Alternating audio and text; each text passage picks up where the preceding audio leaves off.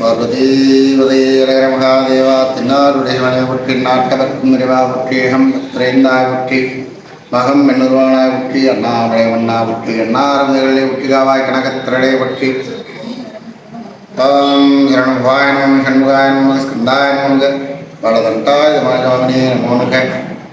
அன்பர்களே, மெய்யன்பர்களே, அனைவருக்குமான காலை வணக்கம். இங்கு சிறப்புற இந்த புண்ணிய ஸ்தலமானது மூன்றோட்டுக்கு அருகாமையில் பள்ளப்பட்டி என்கிற ஊரில் அமைந்துள்ளது. ராஜரிஷி எனும் ஆசிரமத்தில் பாலதண்டாயுதபாணி சுவாமி 8 அடி உயரத்தில் தான் நின்று அருள்பாலிக்க வேண்டும் என்று அவர் உத்தரவு கொடுத்ததின் பேரில் இங்கு இன்று நின்று அருளாசி செய்து கொண்டிருக்கிறார்.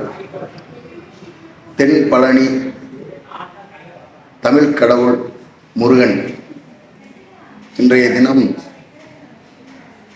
தினமுள்ள காலந்தொட்டு தமிழர்களின் தொன்று தொட்டு வழிபாட்டு முறையில் உள்ளவர் முருகன். இன்றைய அடிகாலத்தில் இந்த ஊரில் இருந்து இந்த பாலதண்டாயுதபாணி சுவாமி விளங்கி மிகச் சிறப்புற அருளாசி செய்து கொண்டிருக்கிறார். இங்கே நமது ஒரு ஆசிரமத்தில் எங்களுடைய குரு நாங்கள் எல்லாம் இணைந்து உருவாக்கிய வாசனலிங்கம் உள்ள இருக்கிறது. பாலகுமாரனாக தண்டபாணி தெய்வம் 2 அடி விக்கிரகம் உள்ள நவபாசானத்தில் உருவாக்கி வழிபாட்டு முறையில் இருந்து அருளாசி வழங்கி கொண்டிருக்கிறார். அவருடைய அந்த பூஜையின் சிறப்பை பக்தர்களுக்கு இன்னும் நிறைய செய்ய வேண்டும் என்கின்ற ஆவலில் சுவாமியோட கனவுல வந்து சொல்லி இன்று இந்த 8 அடி ஒரே கல்லால் ஆன திருமேனி பாலதண்டாயுதபாணி சுவாமி இங்கே வேற எங்கேயும் இல்லை, சேலத்தில் இங்கே அமைய அவர் அருள்வாளிக்கு அது இன்று சிறப்புற பிரதிஷ்டை பண்ணி நித்திய பூஜைகள் நடந்தேறி கொண்டிருக்கிறது. ஒவ்வொரு நாளும் ஒவ்வொரு விதமான அற்புதங்களை பண்ணிக்கிட்டு இருக்கார் சாமி. குழந்தை இல்லாத அன்பர்களுக்கு குழந்தை வரும், தொழில் விருத்தியாகிறதுக்கு உண்டான தொழில் விருத்திக்கு உண்டான வரங்களையும், குடும்ப ஒற்றுமைக்கு உண்டான நிகழ்வுகளையும் சுவாமி நடத்தி கொண்டிருக்கிறார். அதைவிட என்னென்ன முருகப்பெருமான் நம்மளுடைய முப்பாட்டன் சொத்து, நம்மளுடைய பண்டைய கால தமிழர்களிலிருந்து நம்ம ஒவ்வொரு ஆன்மாக்களுடைய வழிவழி தோன்றலில் குரு முருகப்பெருமான். எல்லோரும் அவரை வழிபட்டு அவருடைய திருப்புகழை அவருடைய திருநாமங்களையும் உச்சரித்து நல்ல பேறு பெற்று சிறப்புடன் வாழ்வதற்காகவே முருகன் அவதரித்து, முருகன் என்றால் அழகு, முருகன் என்றால் அழகு, முருகன் என்றால் செல்வ செழிப்பு, முருகன் என்றால் வம்ச விருத்தி, முருகன் என்றால் ஞானம்.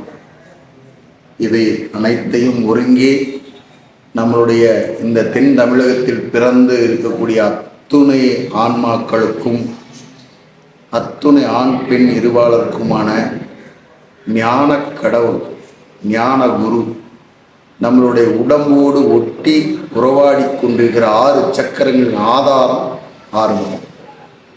அதில் ஞானத்தை வழங்கக்கூடியவர் பாலதண்டாயுதபாணி சுவாமி.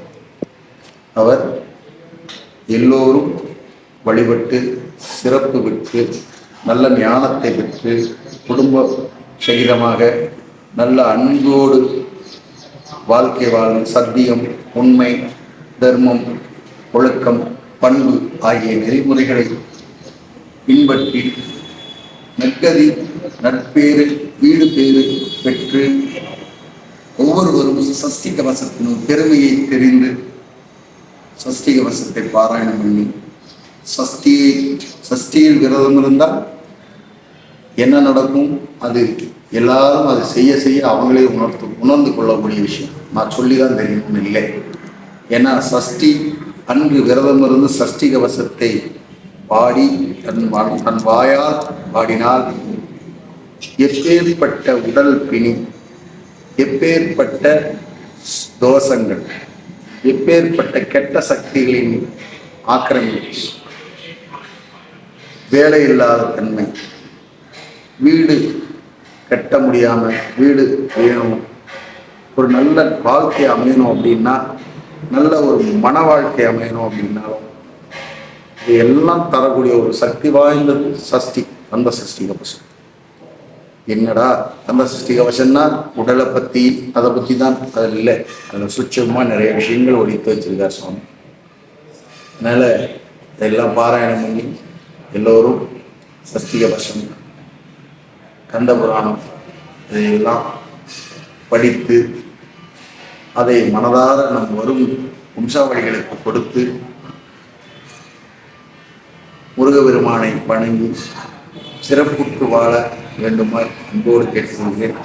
திரும்பவும் இந்த இடம் அமைவிடம் 3 ரோட்டு புதிய சேலத்தில் புதிய பேருந்து நிலையம் செல்லும் சாலையில் 3 ரோட்டுக்கு அருகாமையில் பள்ளப்பட்டி என்ற இடத்தில் ராஜரிஷி ஆசிரமம், அதில் பாலதண்டாயுதமணி 8 அடி திருமேனி விக்கிரகம் அமைந்துள்ளது.